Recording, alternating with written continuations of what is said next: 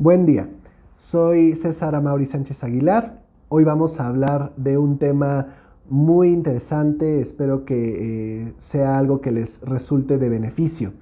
Vamos a hablar de los padecimientos psiquiátricos y pediátricos en niños antes de la edad escolar, de 0 a 6 años. Hijos de padres con enfermedades psiquiátricas graves.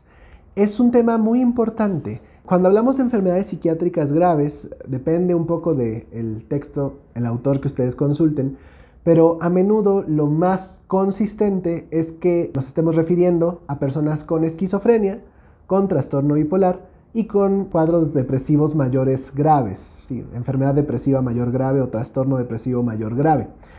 Del trastorno bipolar, en otro video del canal hay alguna introducción, me parece que se ha hablado del trastorno depresivo mayor, pero bueno, si no se ha llegado a tocar esquizofrenia, probablemente en algún momento hay oportunidad de hacerlo.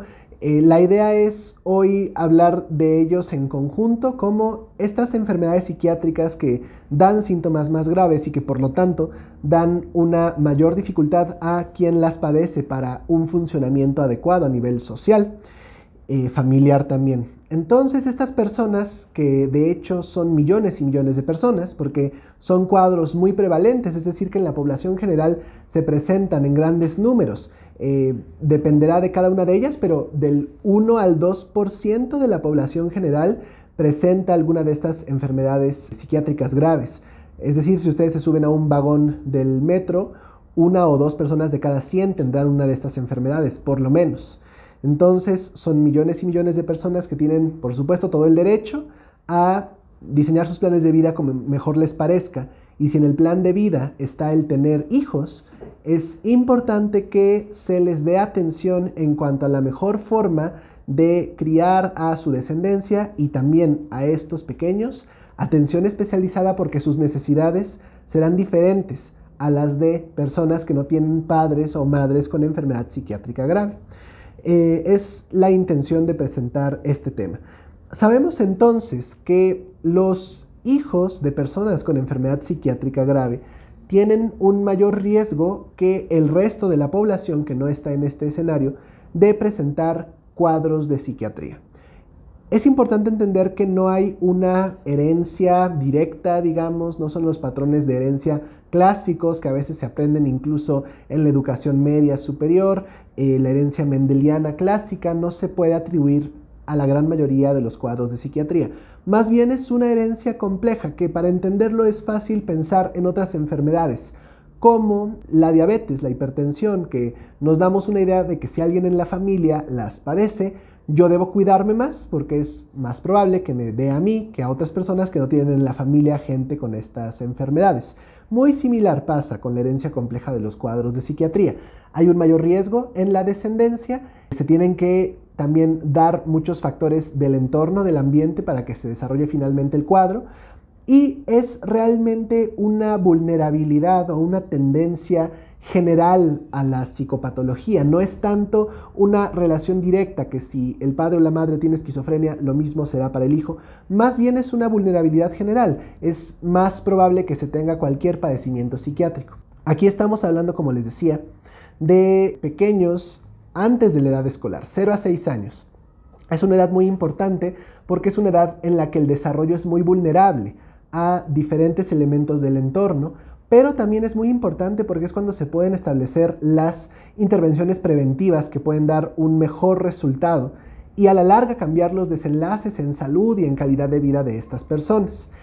Por supuesto que de los 0 a los 6 años, la forma en la que se expresa la patología psiquiátrica de estas personas es inespecífica.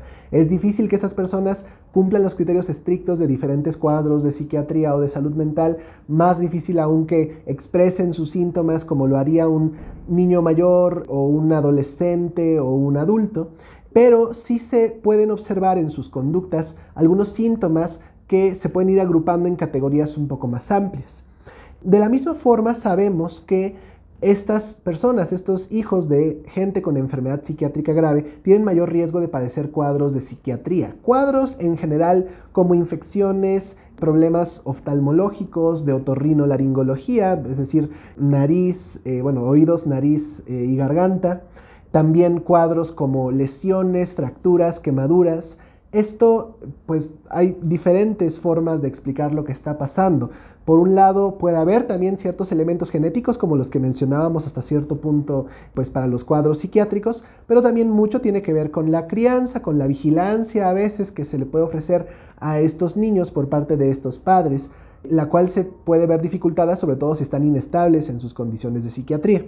Lo que pasa en esta edad es que el cuadro pediátrico y psiquiátrico, pues para empezar son altamente comórbidos, pueden venir juntos muchas veces. Ya habíamos hablado en otro video de lo que es la comorbilidad, el que en una sola persona se presenten 2 o más cuadros de salud al mismo tiempo. Entonces, en estos niños, los cuadros de pediatría y de psiquiatría pueden estar comórbidos y pueden ser también un gran reto para el diagnóstico. A veces el médico no estará seguro si es algo de pediatría, algo de psiquiatría o las dos cosas, más aún porque decíamos que pues está difícilmente expresando con claridad sus síntomas una persona así de joven. ¿Cómo tenemos información de este tema que es tan importante? Hay algunos diseños de estudios muy relevantes, muy interesantes, particularmente en Escandinavia, en este grupo de países europeos. Dinamarca es uno de los que más lo hace, pero en general este grupo de países europeos se cuenta con un registro muy amplio y muy detallado de todas las personas que viven ahí, que nacen y viven ahí. A cada quien al nacimiento se le asigna un número que queda registrado en todo el sistema de salud y cualquier contacto que tenga la persona con el sistema de salud desde el nacimiento se registra. Entonces, no es más que necesario que el investigador obtenga la aprobación de un comité universitario de ética, que es una aprobación relativamente sencilla de obtener porque no hay vulneración de nadie, no se puede hacer ningún tipo de identificación de una persona porque solo se están checando datos de alguien que no se asocia a su número, digamos, de seguridad social. Y son a menudo millones de personas cuyos datos se analizan, por lo que es prácticamente imposible que haya alguna situación de vulnerar los derechos de alguien. Y entonces los investigadores revisan estas bases de datos, pueden seguir millones de personas desde el nacimiento y van viendo en qué momento tuvieron contacto con los servicios de salud, a qué edad se les diagnosticó qué problema de salud, qué tratamiento se les indicó, todo esto se puede revisar. Y a partir de estos estudios se han aprendido diferentes cosas. El mayor riesgo de que un hijo de 0 a 6 años tenga algún síntoma de psiquiatría, prácticamente cualquiera, inatención, impulsividad, hiperactividad, ansiedad, problemas con el apego, problemas relacionados con el espectro autista, problemas del desarrollo en general, discapacidad intelectual. Estos problemas de psiquiatría, estos síntomas de psiquiatría son mucho más frecuentes en las personas que ambos padres de ellos padecen una enfermedad psiquiátrica. Ese es el mayor riesgo. Después, reduciendo un poco el riesgo, yendo en orden descendente, viene el riesgo que presentan los hijos de madres con esquizofrenia. Es importante entender que a menudo la psicopatología materna confiere un mayor riesgo que la del padre. Esto se puede explicar por múltiples razones. Por un lado, la descendencia pues está en el útero materno, por supuesto, expuesta a los mismos factores a los que la madre está expuesta también.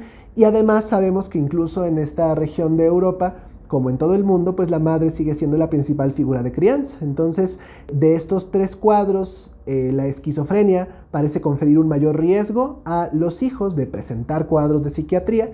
Después viene el riesgo que confiere el trastorno bipolar en la madre y después el riesgo que confiere la depresión mayor grave en la madre.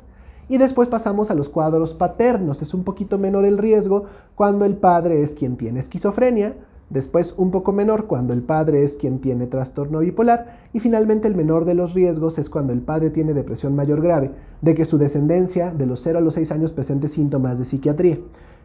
Incluso este riesgo, que es el menor cuando el padre es quien presenta depresión mayor grave, es mayor que el riesgo de las personas del resto de la población que no tienen padres con enfermedad psiquiátrica de estas que estamos mencionando. Y se ve también en estos estudios que el mayor riesgo se encuentra en el primer año de vida, que es ahí cuando parecen más críticos los factores como para desencadenar un cuadro de este tipo. Y es importante tener este dato, porque es entonces ese primer año el que más debe recibir intervenciones preventivas, el que por supuesto se garantice la estabilidad de los cuadros de psiquiatría de los padres y madres, pero también que se les dé mucha orientación, mucha educación y mucho apoyo sobre elementos de una crianza positiva y también sobre la vigilancia que deben dar pues a sus hijos. De la misma forma, se ha visto que para los cuadros pediátricos en general, ya hablamos de infecciones, de cuadros respiratorios, cuadros digestivos que también tienen un riesgo incrementado de forma muy importante, cuadros de la piel, problemas como fracturas, lesiones, quemaduras, incluso intoxicaciones.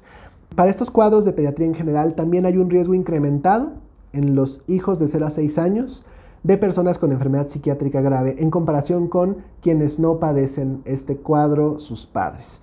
Y de nuevo, cuando ambos padres están afectados, es cuando se confiere el mayor riesgo. Después viene igualmente el riesgo cuando es la madre quien padece esquizofrenia, y aquí pues en los estudios ha habido un fenómeno de cambio en el orden, porque después vendría la depresión mayor grave materna y después el trastorno bipolar. Parece que ahí hay alguna influencia del número de casos que se alcanzaron a revisar, pero bueno, es así como se muestra en los estudios. Y después vendría el riesgo que se genera cuando es el padre el que tiene esquizofrenia, después cuando es el padre el que tiene depresión mayor, y finalmente cuando el padre tiene trastorno bipolar es el menor de los riesgos de todos estos que se están evaluando de que su descendencia de 0 a 6 años tenga cualquier cuadro de pediatría. Pero nuevamente, aunque es el menor de los riesgos de estos que se están evaluando cuando el padre tiene depresión mayor grave, el riesgo que tienen sus hijos de presentar cualquier cuadro de pediatría es mayor que el que tienen los hijos de personas que no tienen enfermedad psiquiátrica grave. Es el primer año de vida el que parece mucho más crítico para las intervenciones. En el primer año de vida es cuando parece que está mucho más incrementado el riesgo de alguno de estos cuadros pediátricos. Comienza a reducir el riesgo conforme avanza la edad de la persona. Si ya no presentó alguno de estos cuadros durante el primer año de vida, cada vez es menor el riesgo de que los presente en relación con el riesgo que confieren los padres que tienen psicopatología. Entonces, la idea de presentar este tema es pues enviar nuevamente el mensaje de que por un lado, si en el auditorio hay gente que se dedica a la salud, profesionales de la salud, ya sea médicos o no, ya sea que pues atiendan tal vez adultos o que atiendan niños, si son médicos que atienden a personas con enfermedad psiquiátrica grave, es muy importante que se les ofrezca la suficiente orientación sobre el derecho que tienen, por supuesto, de hacer un plan de vida como cualquier otra persona, pero de las necesidades adicionales que van a tener que satisfacerse para que el plan de vida se lleve a cabo de la mejor forma. Y también los hijos de estas personas, el pediatra que les esté atendiendo o en todo caso el paidopsiquiatra, si es así, pues estar muy sensibilizados sobre las necesidades particulares que tienen los hijos de estas personas con enfermedad psiquiátrica grave. Son distintas a las necesidades que tienen otros hijos de esta misma edad, de gente que no tiene estos padecimientos. Y también, si en el auditorio hay pacientes que tienen enfermedad psiquiátrica grave o familiares de pacientes que tienen enfermedad psiquiátrica grave y que tienen hijos pequeños, identificar que tanto los padres como su descendencia tienen necesidad de atención especializada, que es ideal que el personal de psiquiatría y de salud mental esté al pendiente, tanto en padres como en hijos, incluso a estas edades tempranas, de su estabilidad, de su salud, y de la misma forma que pues, el pediatra que atienda a estos pequeños esté sensibilizado sobre la importancia de identificar a tiempo síntomas y, si es el caso, solicitar el tratamiento por parte del especialista adecuado, que sería el paidopsiquiatra. Entonces, es de momento toda la información acerca del tema. Muchas gracias.